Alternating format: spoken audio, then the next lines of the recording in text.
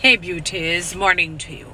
All right, this is for, the bus drivers, the taxi drivers, and so on. Busmen, taximen, please don't be pennywise and pound foolish.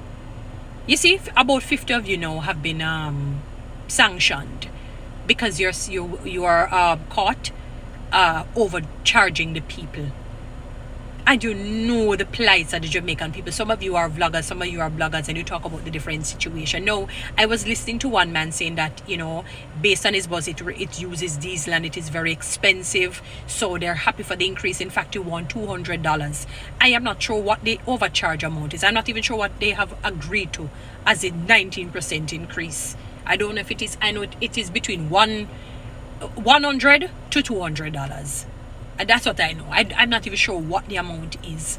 But if you're overcharged, I'm saying you're being pennywise and pound foolish now. So you put yourself in the position now of being prosecuted, sanctioned. And if it's something that continues, you end up losing the service of your motor vehicle. Probably lose points. You'll get ticket. You have to pay how much money, fine and whatnot. And put yourselves in deeper situation and darker situations financially, and you're the same ones bawling and saying you really need the increase. Sometimes you have to learn to satisfy you. If you have survived to this point before the increase come on, you will survive. Let us say they didn't come in the increase, you wouldn't have died. You'd have found a way. You'd have made a way where there seemed to be no way. And now you put yourselves in this position. You're putting yourselves in this position. I know that the gas is expensive. As a driver, I can tell you that. I know that the gas is expensive. So I guess diesel is probably worse. For those who use diesel. And because you're constantly driving, and sometimes you have to use the air conditioning unit. I hope to keep an area surrounding, as in inside of the vehicle, clean. So that it doesn't smell like poopina, or doo-doo-ina, or urine-ina, pee-pee-ina, wee-wee-ina, doo-doo-ina, whatever you want to call it. Because a man was complaining that in the stink, some of your buses and taxi, yet you want an increase. He said he has no problem with it. Make sure that you provide good service for the people. And I know when it reaches a certain time in the night, you don't want to overcharge, because the people are desperate to go home because it's late. And the vipers and the snakes are out there, and they don't want to stay out too late than usual that they planned for. Don't do it. Be fair. Want all, lose all. That's a serious saying. Greed doesn't pay. Be fair. The road doesn't change and metamorphosize into something else different at night. It's still the same road or route that you go. Do not do it. Now you unnecessarily 50 of you or 50 out of you have to go and pay whatever fine and probably lose points. And if you continue that way, end up losing your motor vehicle. What then? And you're going to say the government wicked. But you too, we're going to be wicked, because you know that the people literally don't have it. Some of them probably wondered what they're going to do now with the increase, because they can't even pay you what they're paying you. They wish they could have tell you, can I give you half price? Because sometimes, depending on where they work, even in Kingston metropolitan area, from Kingston to Kingston, they end up have to take 3 taxis or 3 buses to go.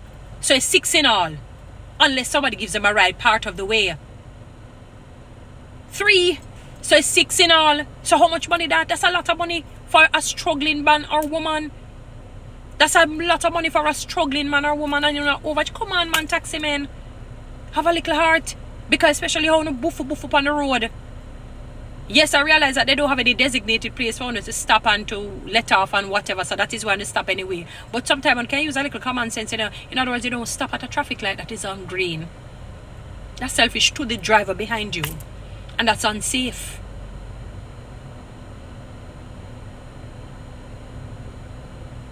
You can sometimes put on your indicator since you're going to suddenly stop. Try and remember. But you just, and your attitude is like that. That's why anybody where you feel in your way, you get angry, because that's how you drive, aggressive. And at the end of the month, I would love to come and interview a few of you. Tell me how you have been now financially. Has it benefited you? Have you been better off financially? Have you been doing well? Is your family doing well financially? Or when you look, are your money coming like butter against the sun?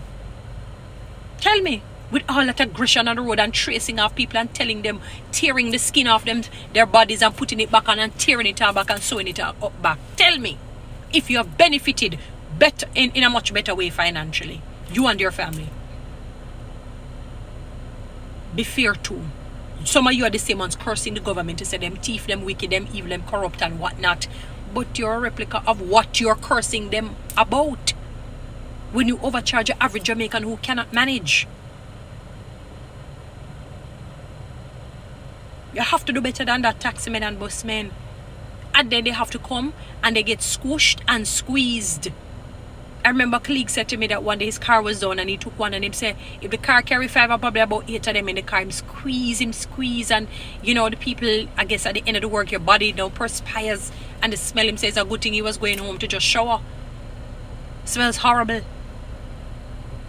And then you charge him whatever it is. So the people have to take what them get with a high price. That's not fair, busmen and taxi men. And then your attitude is terrible. You trace people off your course. I'm not saying that people are not the same. Don't get me wrong. I know sometimes they behave badly. But 2 wrongs don't make a right. And some of you, you have invoked that level of aggression because you train yourself that way. And that's how you say.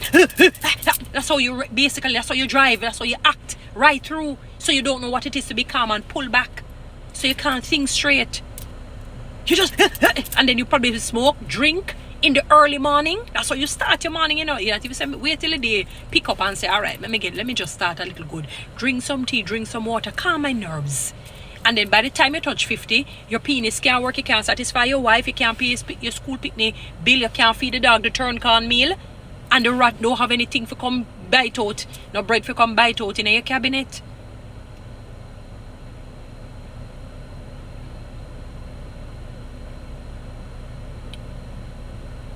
You have to do better than that, taximen and busmen.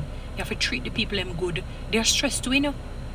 You see, when you stress and you think about your own stresses when you retire at night or day, whatever time you take your sleep, the average man and woman do the same. Whether they're rich or poor, I can tell you that when they think back. Because how the brain works, it brings back to the fore, to the front of your memory,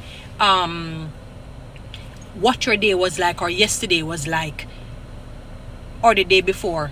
Or the time after. That is how the brain is. That's why you have to be careful what you do. So that hopefully when it brings up memories, they're good. That when you're sitting down, you can sit down and smile and laugh and say, wow, I remember that time. That was a good time. But everything, once it's negative, that's all going to come back to your mind. I'm telling you, that is why God just sits back. He has time and a rope we have. Because he knows that your memories are going to bring up all the experiences that you have had. And I'm not talking about the people who have done bad to you. I'm talking about the things that you have done. It's going to come back up. So hey, dirty girl, dirty boy, go and suck you this, suck you that. What's it now? You tell them off. It's going to come back to you and it's going to haunt you. And many of you don't do well and you look like the words that you're hurling at people. Many of you look bad. You become the words, you literally, if you're fashioned that way. A man said he used to have this friend, you know, and every time him talk to him, he say, oh, how you doing, Bob, or something like that. And, you know, maybe Bob is not his name. A boy gonna be old, fat and ugly. Something like that he would say. Or big and fat and something. And he said he was shocked one day when he saw him years later. The man was exactly that. He said he was frightened. He was frightened. He was affrighted.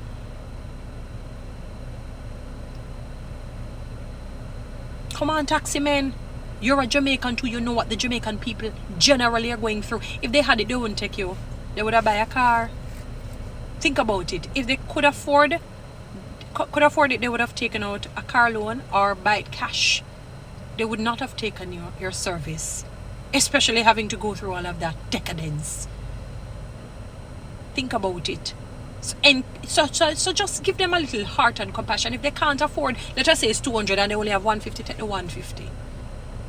Maybe tomorrow they can scrape and find the 200. You're not going to suffer. You will survive because you have been surviving on, what is it, 150 or 100, whatever it was. You survived. You didn't die. You woke up back the next morning to go into the vehicle, to put gas or diesel in the car and drive it. You're not dead. You're alive. And I'm not saying that you mustn't grow. That's not what I'm saying.